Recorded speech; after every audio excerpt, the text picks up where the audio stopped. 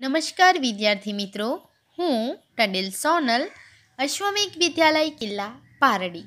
તો મિત્રો, આજે આપણે ધોરણ 3 વિષય ગણિત ગમ્મત અને આજે આપણે ગણિત ગમ્મત વિષયમાં રિવિઝન કરીશું. આપણી પિરિયોડિક ટેસ્ટ આવી રહી છે જે 40 માર્ક્સની છે, જેની પેપરની સ્ટાઇલ બ્લુપ્રિન્ટ અહીં દર્શાવી છે, જેમાં 3 વિભાગો આવશે: વિભાગ અ, વિભાગ બ અને વિભાગ ક. સૌપ્રથમ આપણે પેપર સ્ટાઇલ સમજી લઈએ. પેપરનું જે માળખું છે, કયા પ્રકારે પ્રશ્ન પૂછાશે એ સમજી લઈએ. તો વિભાગ અના પ્રશ્નો, તો એમાં પહેલો પ્રશ્ન છે, નીચેના પ્રશ્નોના ઉત્તર માટે સાચો વિકલ્પ પસંદ કરો. તો પહેલો પ્રશ્ન એવો આવશે કે સાચો વિકલ્પ પસંદ કરવાનો વિકલ્પ આવશે. બીજો પ્રશ્ન છે કે નીચેના વિધાનો ખરા છે કે ખોટા તે જણાવો. ત્રીજો પ્રશ્ન છે ખાલી જગ્યા પૂરો. અને આગળનો પ્રશ્ન છે કે નીચેના પ્રશ્નોના જવાબ લખો. હવે મિત્રો, વિભાગ અ આપણે વિભાગ વાઇઝ રિવિઝન કરીશું.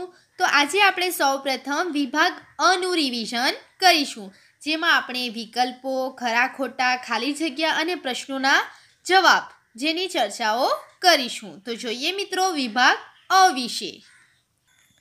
તો મિત્રો, આપણે હવે જોઈશું વિભાગ અ, જેમાં આપણે સાચો વિકલ્પ, ખાલી જગ્યા, ખરા ખોટા તેમજ પ્રશ્નોના જવાબ.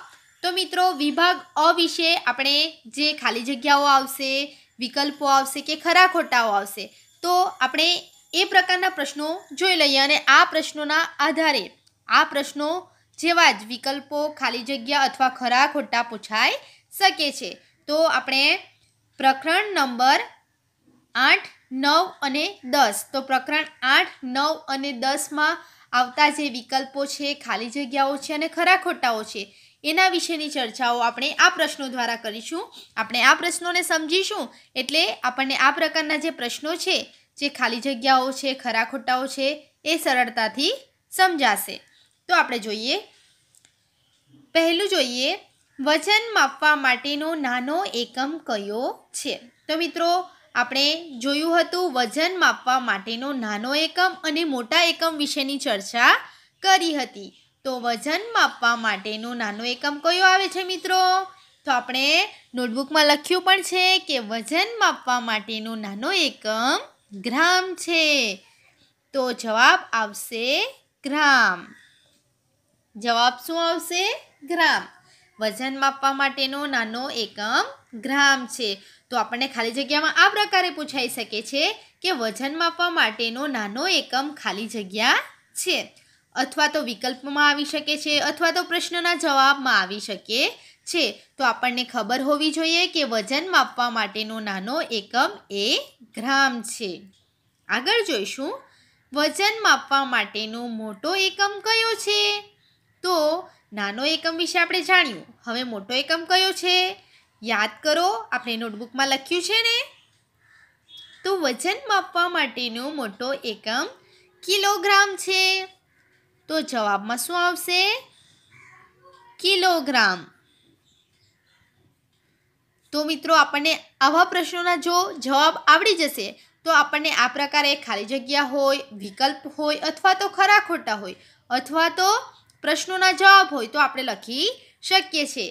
તો વજન માપવા માટેનો મોટો એકમ કિલોગ્રામ છે, જ્યારે નાનો એકમ ગ્રામ છે. વજન માપવા માટે શેનો ઉપયોગ થાય છે? તો મિત્રો, આપણે જોયું હતું કે વજન માપવા માટે ત્રાજવાનો ઉપયોગ થાય છે. યાદ રાખવું, વજન માપવા માટે ત્રાજવાનો ઉપયોગ થાય છે. આગળ છે, કલર બોક્સનું વજન 1 કિલોગ્રામથી વધુ છે કે ઓછું?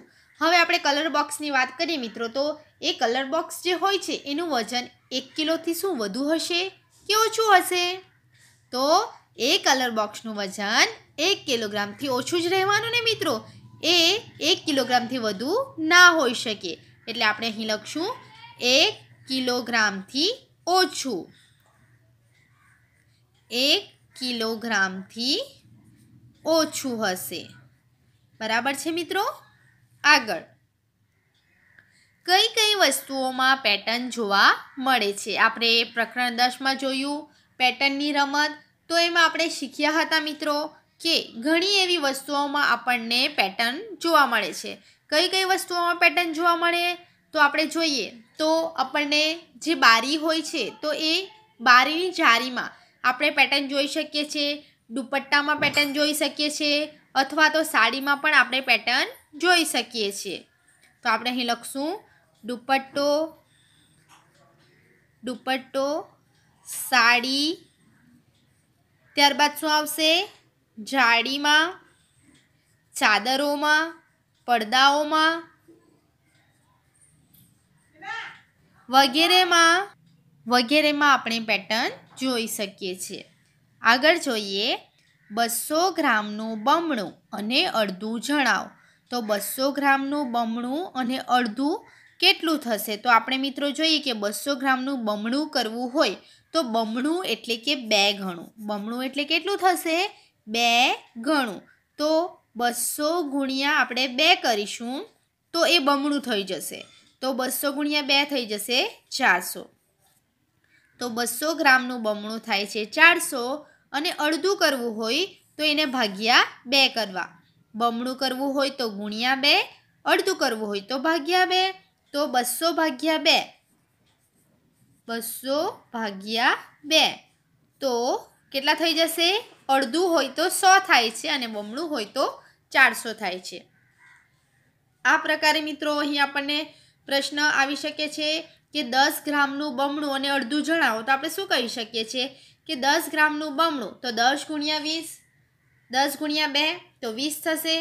10 ગ્રામનું અડધું તો 10 ભાગ્યા 2 તો 5 થશે. તો આ રીતે આપણે આ પ્રકારે જે પ્રશ્ન આવે એનું આપણે અહીં સોલ્યુશન કરી શકીએ છીએ. આગળ છે 2 માણસના હાથ કેટલા? હવે મિત્રો 2 માણસના હાથ જાણવા માટે આપણને પહેલાં તો 1 માણસના હાથ કેટલા છે એ ખબર હોવી જોઈએ, જે આપણે શીખી ગયેલા હતા. તો 1 માણસના હાથ કેટલા હોય છે? તો 1 માણસના હાથ 2 હોય છે. 1 માણસના હાથ 2 હોય છે. તો એવા 2 માણસો છે તો 2 ગુણ્યા 2 થશે. બરાબર છે? તો 2 ગુણ્યા 2 4. તો જવાબ આવશે 4 હાથ. બરાબર છે? અહીં પ્રશ્ન પૂછ્યો હોય કે 3 માણસના હાથ કેટલા? તો આપણને એના માટે 1 માણસના હાથ ખબર હોવી જોઈએ. તો 1 માણસના હાથ 2 તો 3 માણસના હાથ તો 2 ગુણ્યા 3, 2 ગુણ્યા 3 6 થશે. તો 3 માણસના હાથ જો પ્રશ્ન પૂછાય તો જવાબ 6 આવશે. બરાબર છે? આગળ જે સંખ્યાનો ગુણાકાર કરાય છે તેને શું કહે છે?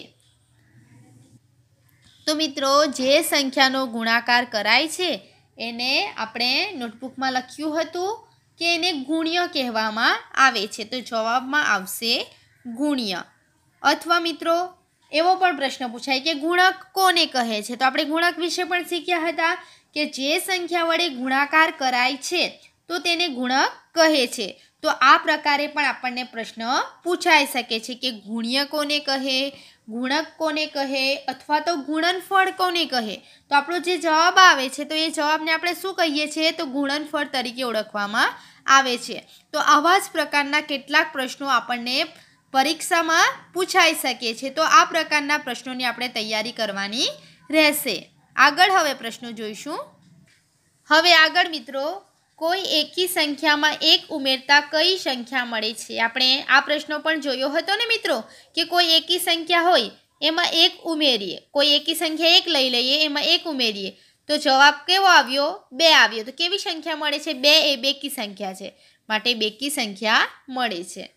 આગળ છે 3 + 3 + 3 ને ગુણાકાર સ્વરૂપે લખો. 3 કેટલી વાર એ ગણવા? તો 1, 2, 3 અને 4. 3 કેટલી વાર છે? તો 3 4 વાર છે. તો આપણે 4 લખી દઈશું. શું છે 4 વાર? 3 છે. તો 4 ગુણ્યા 3. એ જ રીતે આપણે 7 ગુણ્યા 4 ને સરવાળાના સ્વરૂપે લખવું હોય તો 7 વાર 4 કહી શકીએ છીએ આપણે શબ્દોમાં. 7 વાર 4. કેટલી વાર 4? 7 વાર.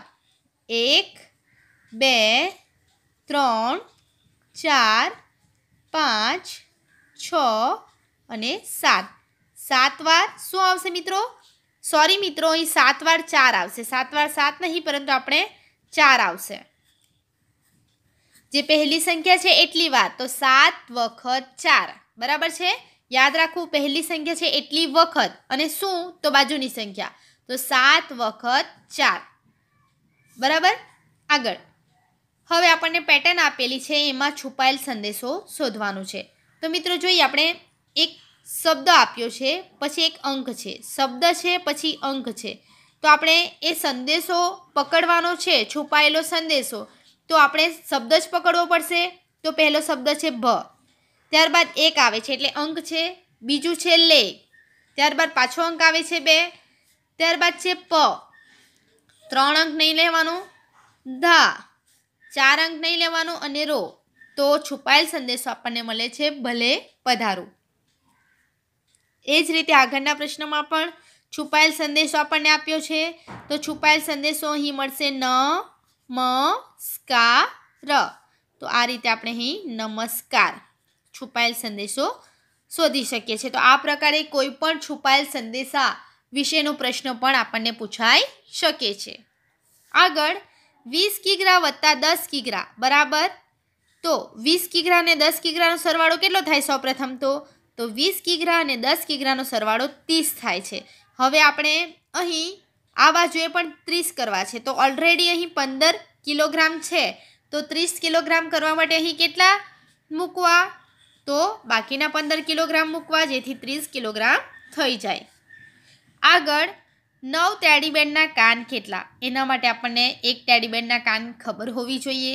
એક ટેડીબેરના કાન 2, તો 9 ટેડીબેરના કેટલા? એટલે 2 ગુણ્યા 9, 2 નવા 18, તો 18 કાન, 9 ટેડીબેરના 18 કાન। આગળ છે 1 કિલોગ્રામથી ઓછી વજનવાળી અને 1 કિલોગ્રામથી વધુ વજનવાળી વસ્તુઓના નામ લખવાના છે।